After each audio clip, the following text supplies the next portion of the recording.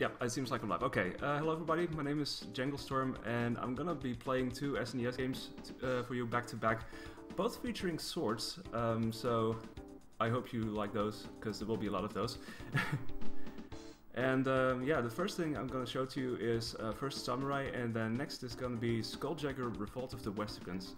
So both quite different games except for the swords, but you'll see soon enough. So without further ado, let me get started on this wonderful game.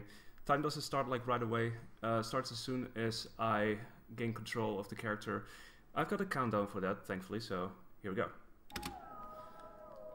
So as soon as our hero materializes out of this orb, I'm actually ready to go.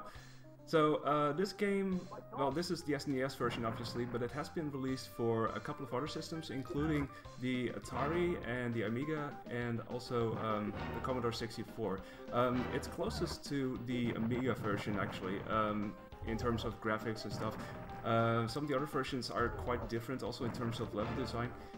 I haven't actually played those myself, but I would like to do that at some point. You have to collect these bells, which I'm going to use right away, so that's very convenient. Thanks for the good luck, everybody.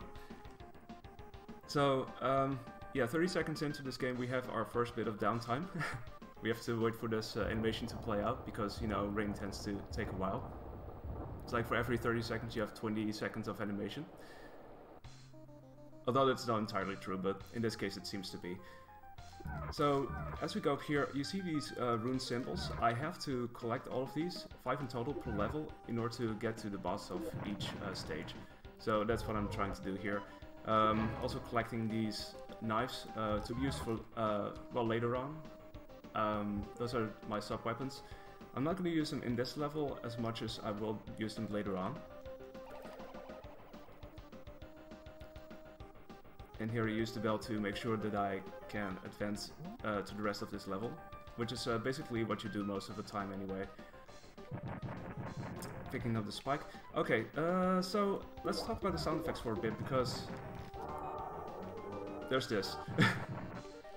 Whenever you pick up food, it's greeted with a hallelujah, which indicates that that food is indeed very good for you.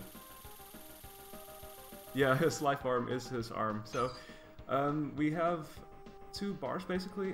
First off, we have the life bar that can be, well, that can be filled and depleted, I guess. As soon as I lose all of my health, it will cause me to lose my sword, and thus my force bar will be empty. So that's the thing to watch out for. We have the first boss fight coming up, so I hope to get an early cycle on this, which is sort of dependent on the amount of hits that I do in this particular part of the fight. Although I didn't get it this time, so that's too bad, but it's kind of hard to really get. It would basically cause this section that's coming up right now to appear a little bit faster, but let's see if I can make it through here. There we go. Still a pretty good boss fight though. So yeah, as you saw, I only had to really hit one of the dragon's heads instead of both of them. So I'm not sure how I'm not sure if that's how a double-headed dragon works, but anyway. Yeah, we lose our sword a lot in this game. Even in the speedrun, there are moments that I will definitely lose my sword. So now we are on to this wonderful train, heading off to our next destination, I guess. So the story is that the master of the samurai has been killed by the so-called Demon King, who then fled into the future out of fear of being caught. So now we are basically chasing after him in order to get our revenge. So that's pretty much the lore of this game.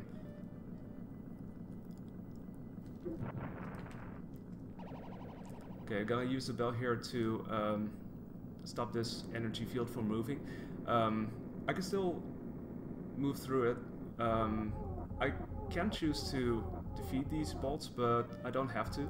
They don't necessarily take out a whole lot of damage, or they don't necessarily hurt me that much. Okay, time to head down here. So as we head down here, we go over to the left side first in order to pick up a rune symbol and use another bell. And we have a lot of knives, which we've sort of collected since the previous level.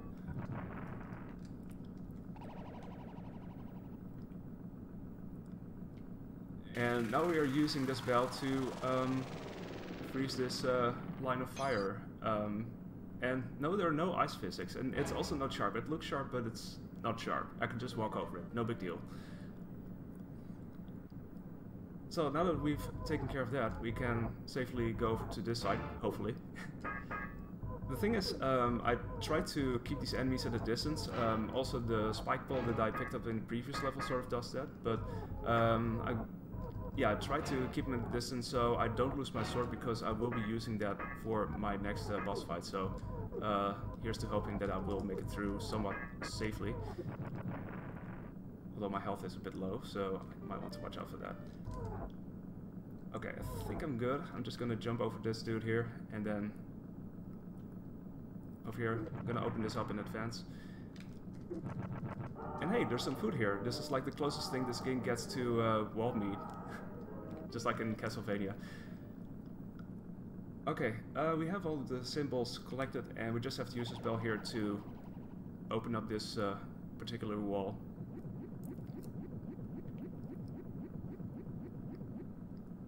This sounds like the plot to Samurai Jack. I've actually never seen Samurai Jack. I would love to watch that at some point.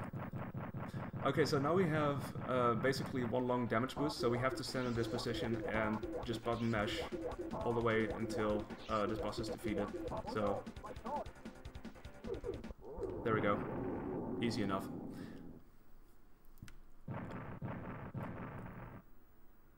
So that ends the train section right here. And now we go into what was then, when the game was made, the future of 1999. Of course, it's now the past. It's almost 20 years ago now, but it used to be the future. Train chicken. Yeah, train chicken, wall meat, you know, stuff like that. And we are indeed in Tokyo. Oh, crap. I shouldn't take too much damage here. So this level looks quite a bit different in terms of layout, since it's a bit more, well, square-shaped, I guess. So you can pick up these orbs in all kinds of orders, you know, depending on what you want. There's a fast way to do this, which is what I'm currently doing. So I extend this platform, and then I pick up this rune. Go down here. Some food, because I was running a bit low on food.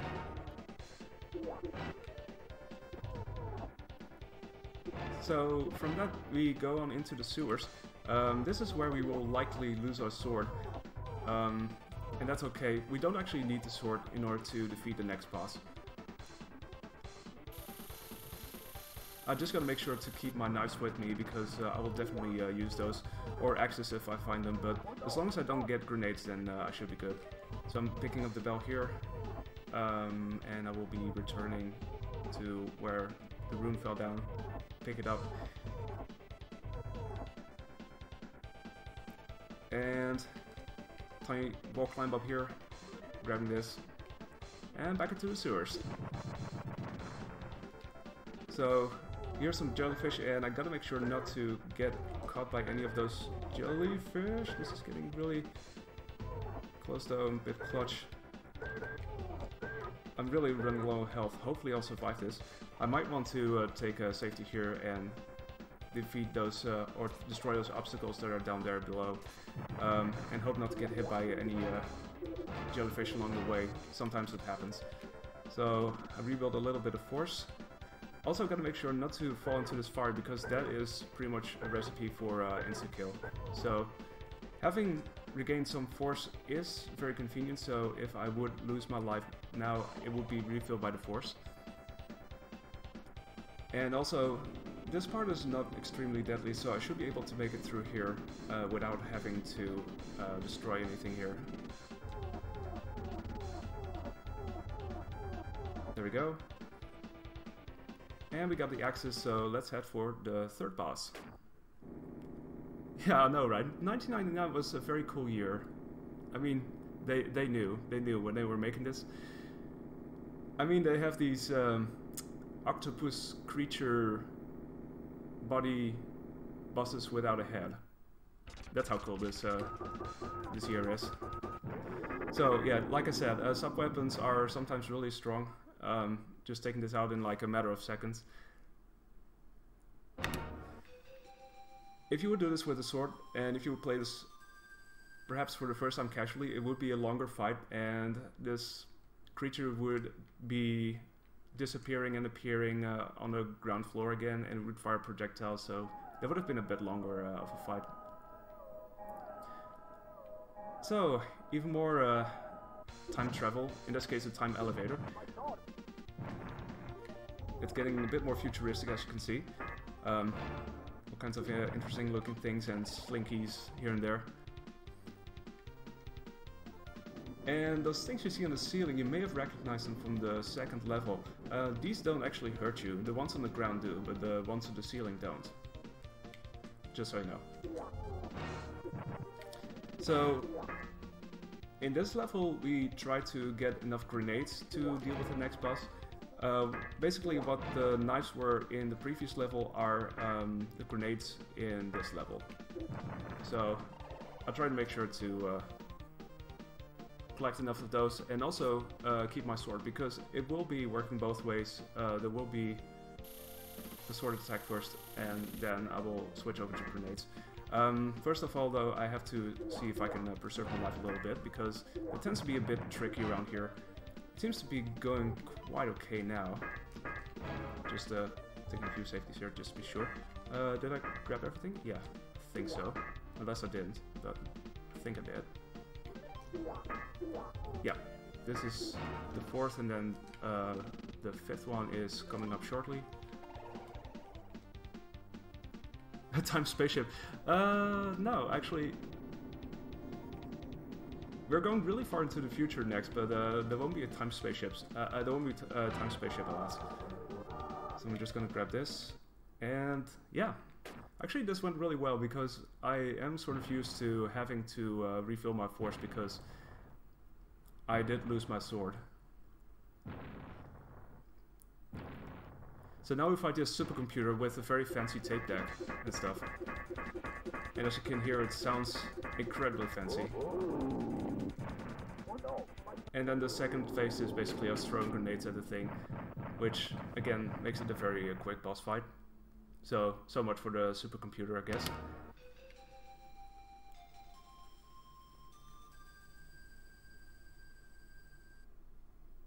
Yeah, well, I mean, those jellyfish were pretty big, weren't they? So we are now in the 23rd century, literally, in the Demon King's domain. And this is actually the longest level. It's also the last level, so seems about right. And you see these satellite orb thingies. I have to make sure not to get hit too quickly or too often by them, because they tend to do a lot of damage. So there's one appearing over here that I try to take out like instantly. This too, perhaps. Let's see, I hope that one got despawned. Maybe it didn't. Okay, I'm just gonna jump over it. That's fine.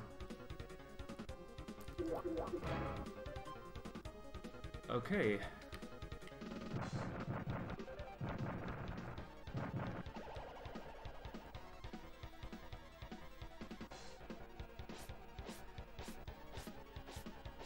So, as we head down here, yeah,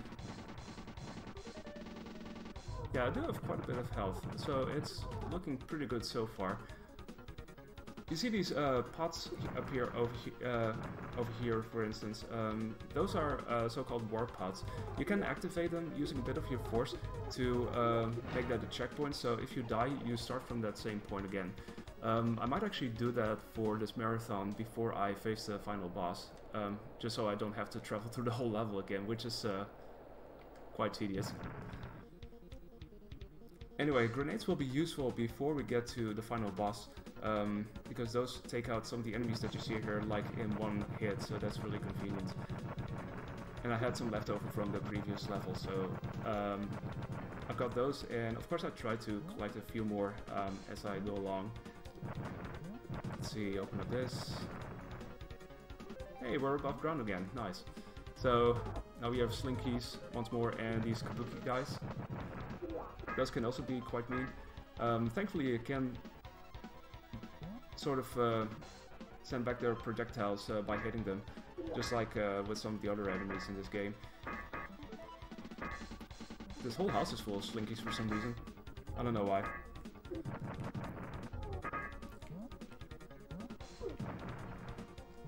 Oh crap, okay. So, now we use this bell to literally take out this set of eyes, or this eye wall. Yeah, sometimes Hallelujah doesn't seem to play, and sometimes it runs for pretty long, but it usually should run though. Speaking of which, there's another one coming up if I can hit it correctly. Ah, no, okay. You know what, I'm gonna do it anyway. Here's your Hallelujah. Hallelujah.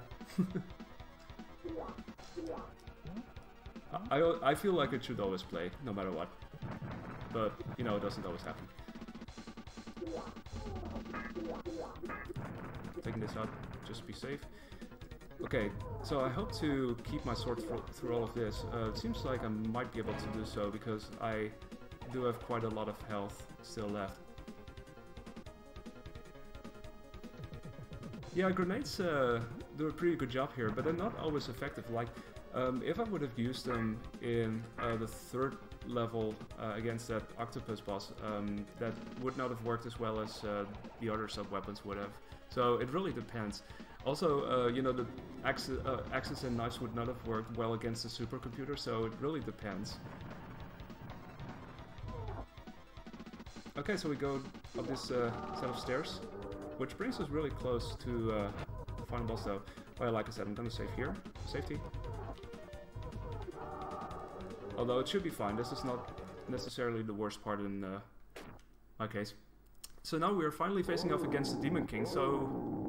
Well, you might want to know what it looks like. It's this is what Demon Kings look like in 2245. It's literally a head and two arms. So, yeah.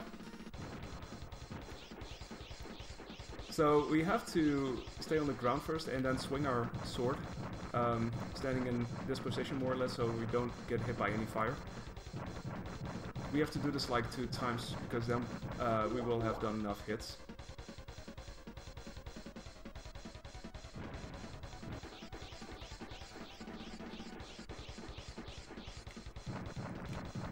Stand over here a bit, okay. Needs food badly. Yeah, I stole all of his food, I think. Maybe that's why he's pissed, I don't know.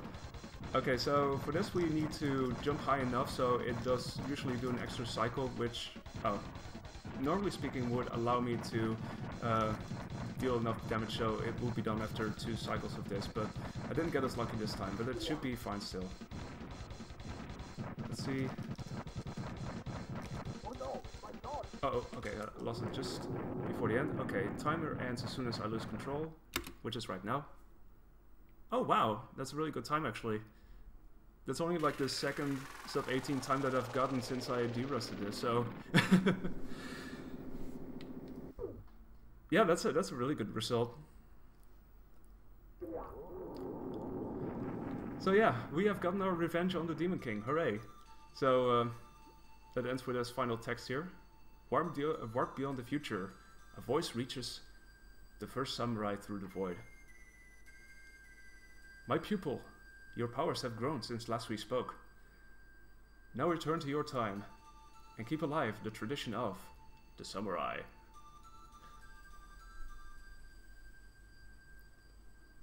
"23rd century circumcisions are rough." Anyway, yeah, that was first samurai.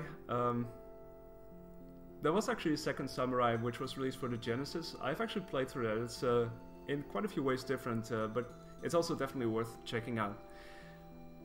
Okay, so these credits take forever to load, so I'm just gonna give the message that I'm ready to switch over to Skulljagger, and I'll be back with that for you very soon, so stay tuned.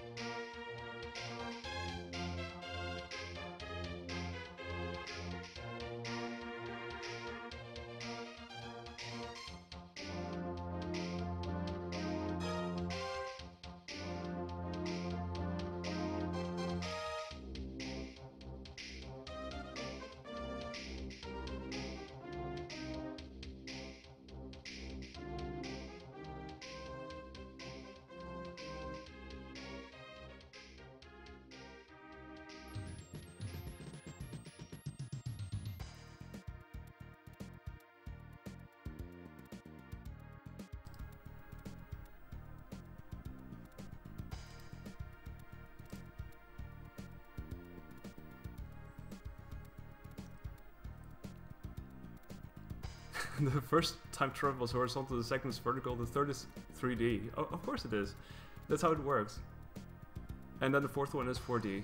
So you get all the smells and stuff.